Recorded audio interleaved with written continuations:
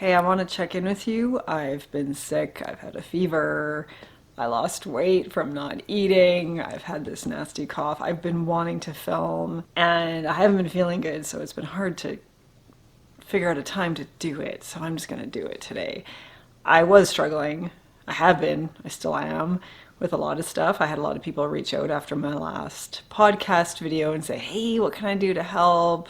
What can we do for you?" And honestly, I want to remind you of this and, acknowledge this for myself too, that it's okay to feel stuck. And I think there's so much value in feeling stuck because otherwise there is no reason to change. There's no reason to make any change in our life if we're feeling okay all the time. So it's like that, hitting rock bottom can be so motivating for people where it's like survive or die, right? Like I had my sister's first husband. He passed away years ago, but he had this scare in his early 30s. He found out he had a faulty valve in his heart and he had to get a mechanical valve put in. We used to joke around with him because when the blood flowed through it, you could hear this tick, tick, tick, tick, tick, ticking sound. But he had been up to that point, not very healthy and, quite overweight, not eating well, not exercising and wanting to make a change, but, whatever, I'm fine. But then he had this health scare with needing this valve, like it was like emergency kind of situation. And he thought he was going to die. And it was like a rock bottom, holy shit, fuck, what am I going to do moment for him where it's like, he's having to get open heart surgery and it scared the shit out of him. And that was the thing that got him like, okay, I'm changing my life. And he did it. Where he's like, I'm going to lose weight. I'm going to eat better. I'm going to exercise. I'm going to take care of myself. I'm not going to take any of this for granted anymore. And he was successful. And it was that rock bottom feeling, right? That survive or die for him. And, unfortunately, years later, he got back into his old habits again, and we did end up losing him. I think it can be really hard when your environment supports a certain lifestyle. It can be really hard to change, or like if you don't have the good habits in place or you don't have support for those habits, it's so easy to fall back into the old ones, right? But that rock bottom feeling, like it can be incredibly motivating for people where, let's say you have 20 pounds to lose, it's not affecting your health. You don't love your body, but you're like, well, whatever. You can just kind of tolerate it. But if you had 100 pounds or 200 pounds or whatever to lose and like your doctor's like, lose the weight or die, if it's affecting your health, holy shit, that's motivating. You'll be like, well, okay, I have to or I'm dead, right? And some people don't. That's not motivation enough, unfortunately, or, but for a lot of people that is like, hitting rock bottom or having that, oh fuck moment of realizing like I am stuck and I don't like this feeling and there are consequences to this. That's a huge incentive then. There's a huge incentive for changing. So for me, struggling with stuff, it's been like, I don't want people to help me because I see so much value in sitting with those feelings. Because otherwise, what's the reason to change? There is none, right? If everything's fine, there's no reason to change. Like if you have a job that you hate, but it's not terrible, and like you're getting good pay, and it's like, well, it's a toxic work environment, but oh, I'm not being abused. I'm not, I'm getting food on the table and that kind of thing. It can be hard to change. You need to have that, oh fuck moment of like, no, like my boss is an asshole, or I'm not making enough money, or, and then you have things that you want to do instead that you could do that would bring you so much joy. You need to have that, oh fuck, I hate this feeling to get off your ass and make a change, right? You need to have those crappy feelings. So I do see that there's value in that. And I don't want my channel to be all about like, my own personal diary online here. That's not what this is. But I do see that there's value in sharing stuff. And I think a lot of what we see online is so curated, it's so fake, and people really are craving people being real. And that's what I love. I love when I watch a YouTuber or listen to a podcast or whatever, and I see someone being real and vulnerable, I think, yeah, fuck yeah. Rather than those people who are like, ah, I'm awesome and my life is perfect and yeah, I'm this much, I'm above you, I'm better than you because of it, because I got my shit together. I hate that. I hate that. And I think, yeah, bullshit. I call bullshit. You're human. You're struggling with something, right? So I really value vulnerability and transparency, and I want to be like that with you. I don't want to make this all about me though. I really don't. But I want you to know, like, I want to help you. That's why I'm doing this. That's why I started this channel. And I really do have to think though, like, if that oxygen mask is falling and I'm trying to give it to you, but I don't have any oxygen for me, I can't do it. I can't help you. So I need to be in a good place to help you, even if that means I'm still struggling, but I need to have an awareness of that and what I need to do to work on that. And I want to share that with you because I think there is value in being real. And I do think, the more that we open up about this stuff, the better we can problem solve. We can start a dialogue like, well, what did you do? How did you get through it when you're struggling with stuff? How do you get off your ass and do your training even when you're feeling anxious or you're feeling depressed? How do you do that? What do you do? How did you get out of bed this morning? Like, what motivates you, or what was the change for you, or like a good day versus a bad day for you? What's the difference there? What have you learned? And I think when we start having those, those conversations, we can help each other, right? But it starts with being real and honest, not like, oh, I got my shit together and life's great all the time. It's like, yeah, fuck you. I don't want to hear that. I want to hear what, like, people being real, like, no, I'm having a hard time. I'm feeling stuck. It's like, yeah, let's talk about that. Because that's part of what it is to be human, right? Life is pain, life is struggle. And I think that's just the way life is. In the wild, that's the way life is. It's not an easy ride. It's not supposed to be. But I think it's also because of that, life is beautiful. And I think I had a conversation with a friend the other day about death and talking about the idea of living forever. And for me, that's horrifying. Like, I know when things are going well all the time, I get into this, I don't know, I get this apathy. Like, I don't appreciate things as much. And I think that's part of what's been going on for me lately is I don't have any big crisis to deal with. I don't have any big challenge, and I need that.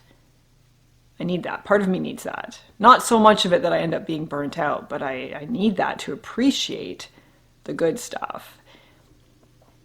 And like, if life went on forever, well, like, we need the finite nature of life to appreciate it, where like every moment is precious, every day is precious, because it's not a given.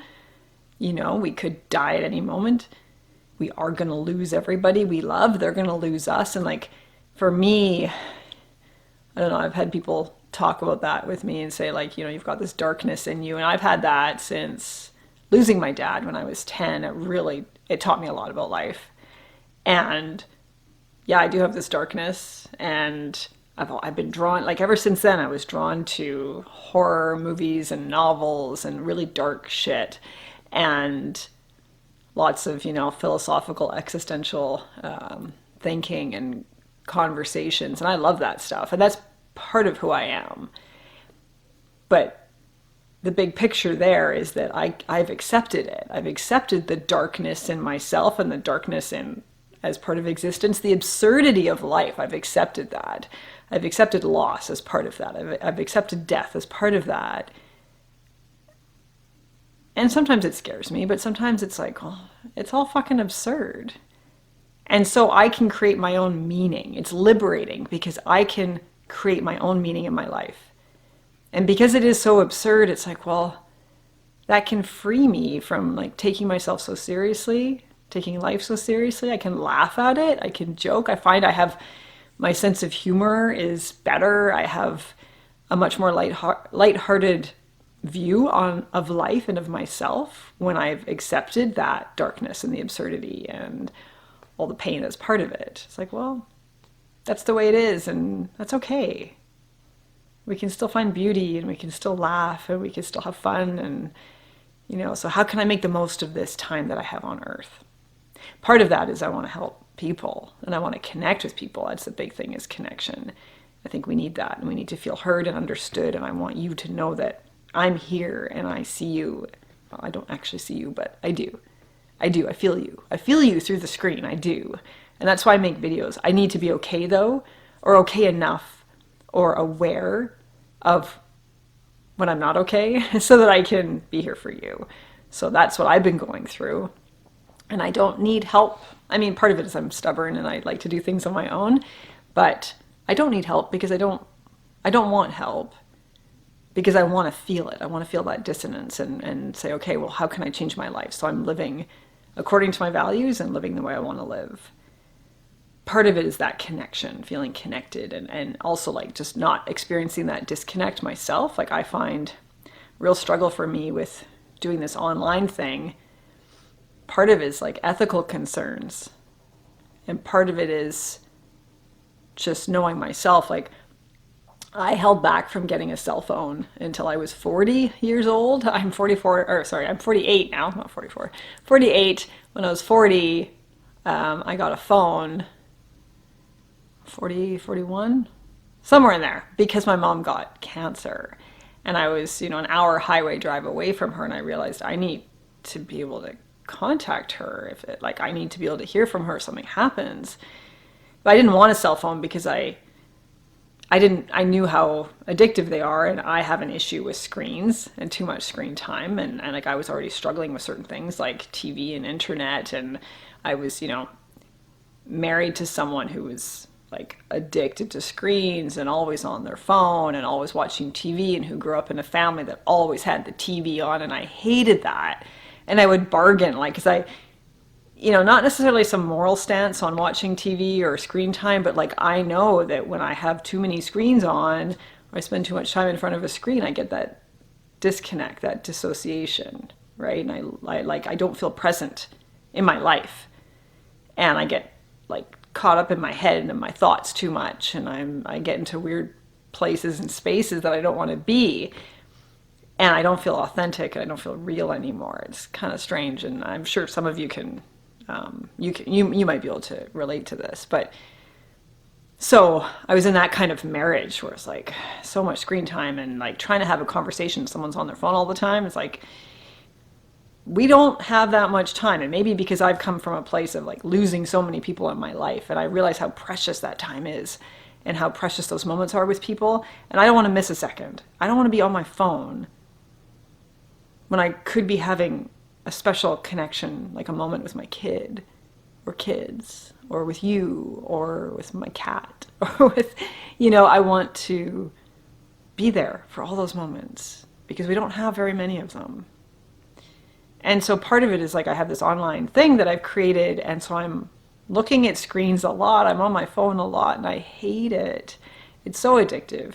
And I really think like human brains were wired for addiction because we're wired to seek dopamine, right? So we seek these things that give us a hit of dopamine, whether it's alcohol or drugs or porn or gambling or online shopping or social media.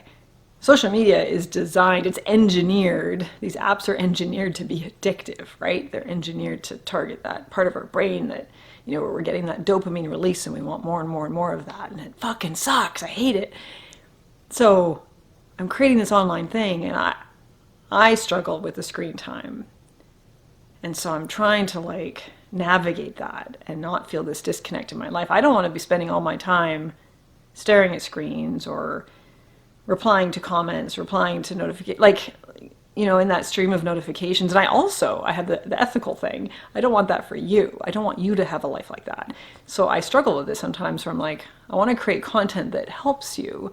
I don't want to be just another fucking reel or YouTube short or whatever on your feed as you're doom scrolling. I don't want to be contributing to that for you or for me. I don't want to be part of that, because I see how toxic that is and how awful that is, and how disconnected so many of us are. We go online because we want connection.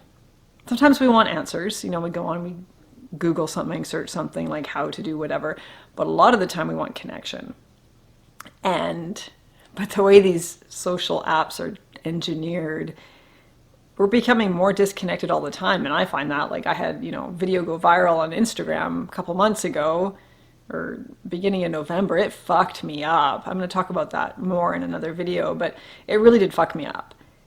And I lost weight. Like, I remember the first, I think it was 5 days, I lost 3 pounds. I was so stressed out. And like, oh, a viral video sounds awesome. Yeah, no, it fucking sucks. Because I wasn't prepared for it. I didn't know what to expect. And I was like, it's so addictive, like that stream, that constant stream of notifications and DMs. And like, holy shit. My phone is still doing that. Like, it's still, ever since that video went viral, my Instagram has been, steadily increasing. I'm still getting that stream of notifications constantly. But I took a break from social media for a while, which is really good for me. So my DMs have died down a bit, so it's a lot more manageable now. And I've been able to, like, with taking a break, I've been able to become clear on my boundaries. It's funny, here's the thing with social media. We have this social pressure to go on there, and you have people like go on Facebook and say, hey, I'm taking a break. And you feel this pressure to go on there, so you feel like you have to announce that you're taking a break. Partly because there's this pressure to go on there, but also because that everyone's addicted. So they're not going to necessarily respect your boundaries, right? And if you don't say, hey, I'm taking a break, you're still going to get all the DMs, all the shares, and that's what I was finding. Actually, I took a break and I was still getting like this never ending stream of DMs and people share, and like, no offense, but people sending me shit. Like, here's a video, watch this, or here's a meme. Oh, I hope you're having a nice break from social media. Here's like 50 cat videos. Like, with these apps, they are addictive, and they're engineered to be. And we're also like, we're in this world now where we're all online, and this is what I struggle with, where we feel like we have to be constantly available. We're expected to be constantly available, and everything in our private life has to be public. Including like our schedule, our time, everything is like someone else owns us, like someone sends you a DM and you don't reply right away. That gets taken badly by a lot of people. Like, a lot of people see that as oh, you don't like me, or you're being rude or whatever, because we're caught in this like immediate nature of social media, like this immediacy, this like immediate gratification, and this like quick action. And you get a notification, you have to open your phone, you get a DM, you have to reply to it, and you have to be constantly available. And you can't have a private life, you can't have privacy, or you're weird, you're a hermit, right? But like, we're not meant to be, like, our brains aren't like capable of handling this. Like, living in this world where you're subjected to like this never-ending stream of videos and images and this constant comparison, and like seeing what other people are doing, it fucks us up. It really does. And like, here I am where I want to create content that helps you. I want to help you. I want to connect with you. That's why I'm doing this. But I see how toxic this can be, and I don't want to be part of that. And so I have to say, is the content that I'm making, is it actually of value, or am I just contributing to your doom scrolling? Am I contributing to you feeling this disconnect in your life and this dissonance between what you want and how you're living? Am I contributing to you being to like a lack of presence in your life, where you're just like off in some world of like memes and whatever bullshit, and you're missing all the precious moments that you have that are right here, right now? I don't want to do that. I don't want to be part of that. You do matter to me, and I am here for you, and I'm going to be making a lot more videos. And I don't want this to be my online diary. I want this to be about you and helping you. That's why I'm doing this. And I think I lost my way a bit. I think I got kind of caught up in all the stuff that was happening in my life. I mean, understandably, there's a lot of sad stuff that happened, a lot of stressful stuff, but I forgot my reason for doing this. I forgot my why, and it really is to be there for you. So I'm doing what I can to get myself in a good place so that I can really be there for you. So yeah, I hope you're well, and we'll chat more soon.